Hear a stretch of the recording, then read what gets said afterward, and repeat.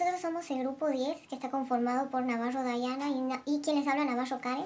Yo les explicaré el texto de configuración actual del sistema educativo argentino y situación de la educación en las provincias de Ana María Brígido. El texto explica la descripción de la configuración del sistema educativo argentino según la legislación vigente. Presenta un panorama general de la situación actual de la educación en las diferentes jurisdicciones del país con el objeto de compararlas entre ellas. La sistematización es el grado de coordinación que alcanzan los órganos que integran el sistema. Consiste en el fortalecimiento de las relaciones entre las partes, el desarrollo de las relaciones entre partes previamente desconectadas. Uno de los aspectos más importantes del cambio de la sistematización del sistema es el desarrollo de una organización jerárquica, es decir, la gradual articulación de niveles educacionales que previamente no estaban relacionados. La diferenciación alude que el sistema no permanece ligado a los intereses de grupos particulares, sino que atiende a las necesidades del conjunto de la sociedad. Es importante perseverar la diferenciación del sistema educativo al fin de garantizar que todos se puedan beneficiar del servicio que él presta. Archer planteó que nuestro sistema educativo nacional inicia su etapa en la segunda mitad del siglo XIX.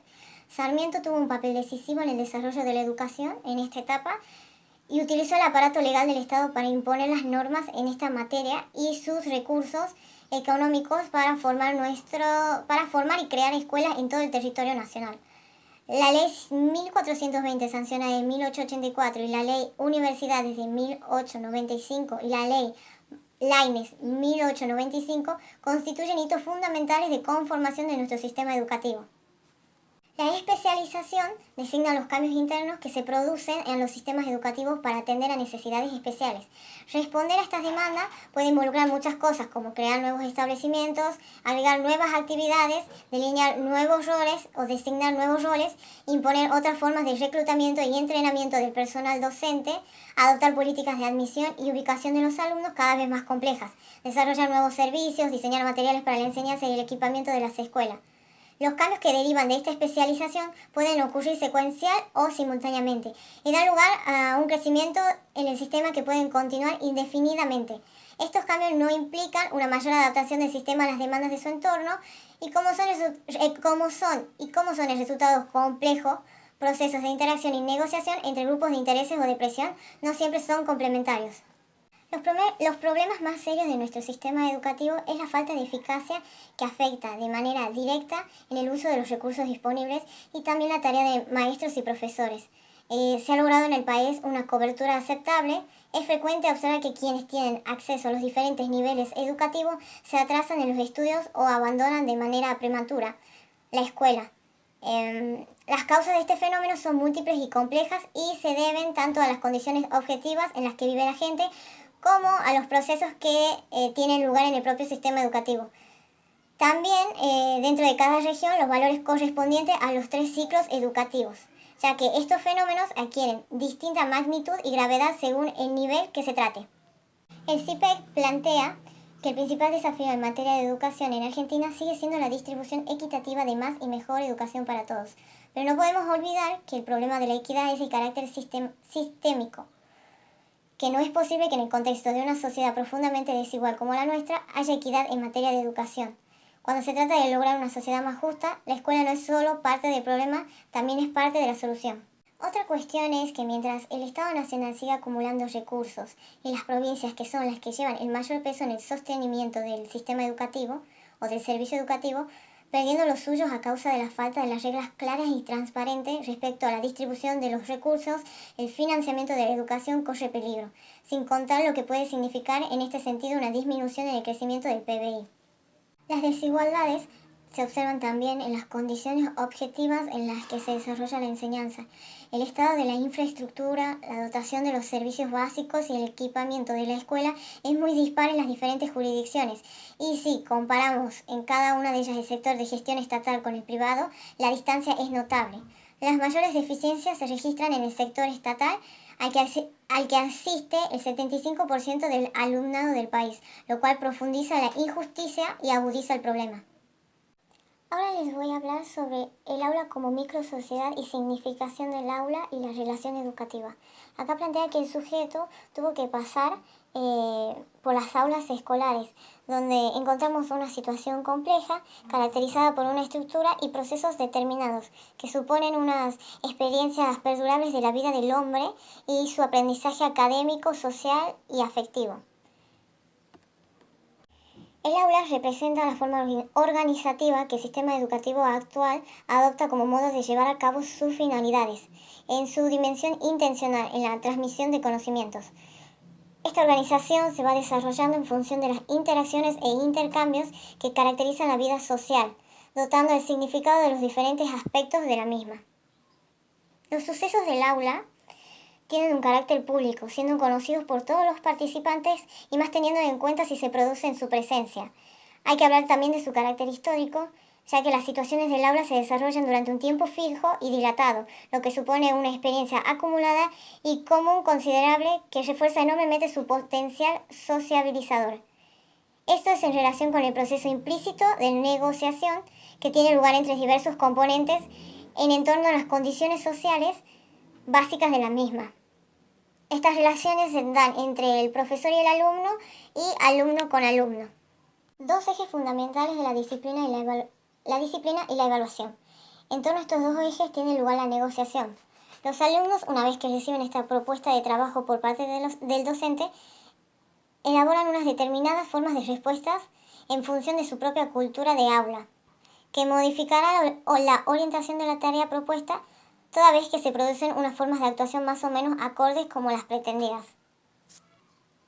Las reacciones de los estudiantes a la tarea producen presiones sobre el sistema de la organización del aula, en función a garantizar un determinado trabajo puesto en manifiesto a través de la evaluación. La contrapartida a la respuesta de los alumnos en cuanto a su comportamiento viene dada por la calificación que necesariamente culmina todo el proceso educativo escolar. Es el acuerdo entre el comportamiento y las tareas se traducen en un resultado que determinan el nivel de progreso por cada alumno y por el grupo en su conjunto. Entonces la negociación es donde se intercambian las calificaciones por disciplina. Este trabajo es en la situación del aula, en función de su propia intencionalidad. En este peculiar sistema se controla el comportamiento académico a través de la evaluación. El aula es una situación donde grupos diferentes con intenciones diferentes están obligados a convivir por un extenso tiempo. El aula se configura con problemas, conflictos e intereses, etc. Se ve la necesidad de responder a las demandas propias de la situación en la que tienen que vivir y para ello elaboran unas formas peculiares de relación y organización que se lo permitan. El modo como cada sujeto responde a estas demandas de actuación va determinando su posición social en el aula a través de un proceso de diferenciación y de especialización de roles y funciones.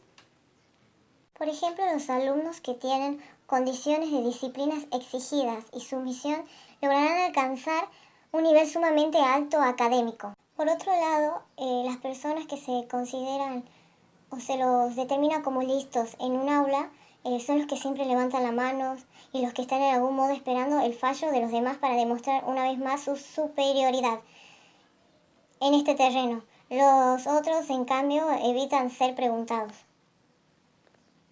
La actuación académica de los alumnos se estructura a partir de la comunicación o de la relación que tiene con los otros, y cada uno de ellos va construyendo su modelo de actuación a través de las interacciones y repercusiones que tienen en la participación social. Los sujetos aprenden el modo de actuación a la vez que también están aprendiendo los contenidos académicos. A través de estos modos de actuación van configurando su forma de estar y de participar en la sociedad. En definitiva, están sociabilizando. Los sujetos aprenden a desenvolverse en la sociedad general, pero en este caso es en el aula. Los alumnos desarrollan modelos de actuación tipo económico, político, laboral, afectivo, etc. Además de lo académico. En función de este análisis pensamos que los profesionales de la enseñanza deberían hacerse conscientes del significado de su actuación y de los procesos que generan en los alumnos, que trascienden radicalmente a los postulados pedagógicos. A mí me tocó hablar sobre un análisis sociológico del texto escolar de Karina Kaplan y también sobre las alternativas que se abordan en la diversidad sociocultural que suceden en las escuelas y la relación con el aula y la educación. Voy a empezar con el tema de la diversidad. Existen variables de diversidad negativas para la educación, es decir, que no aportan, no contribuyen nada, sino más bien atrasan. Y esto, de acuerdo al texto leído de Karina Kaplan, concluí con lo siguiente. Uno de ellos son los criterios del juicio escolar respecto a los alumnos, que se expresa a través de las apreciaciones que se tiene con ellos y sobre las cifras, es decir, sobre las notas que ellos tienen al momento de evaluar. El objetivo de estas formas de evaluación lo constituye a través del origen social y cultural de los alumnos. Otra de ellas es tipificar al alumno como pobre y no pobre. Esto no es un mero acto clasificatorio que opera como un instrumento de conocimiento descriptivo del otro, sino más bien que puede operar como categoría sociopolítica de la exclusión de la escuela. El llamarlo pobre como identificación al alumno visibiliza sus condiciones sociales y a la vez oculta sus sentimientos, sus sentidos, inconscientemente, desde un punto de vista sociológico. El llamarlo, por ejemplo, becado, alimentado por el comedor comunitario, etcétera. Todas estas adjudicaciones se las denomina, se las suele asociar como una representación de pobre, por así decirlo. Pobres y no pobres, la pobreza unifica y separa a la vez, es decir, reúne a los iguales y contrapone a los otros. Esto de reunir a los iguales y oponer a los otros lleva muchas veces a la discriminación, al bullying que existe entre los niños, entre los alumnos, y esto también afecta mucho a la autoestima que tiene el alumno sobre él mismo, por el simple hecho de no tener los recursos necesarios. Es algo que atrasa mucho a la diversidad sociocultural, ya que esta diversidad debería más bien favorecer el crecimiento tanto grupal como individual, y está haciendo totalmente lo contrario. Bien, la pobreza individualizada e individualizante aparece como el primer término de relación con la escuela, es decir, que como se tratara como algo esencial, que siempre sucede en las escuelas. Y podemos verlo tranquilamente en varias escuelas, aunque ya no sucede tanto la discriminación como antes, pero siguen habiendo algunos comentarios que afectan a estos alumnos.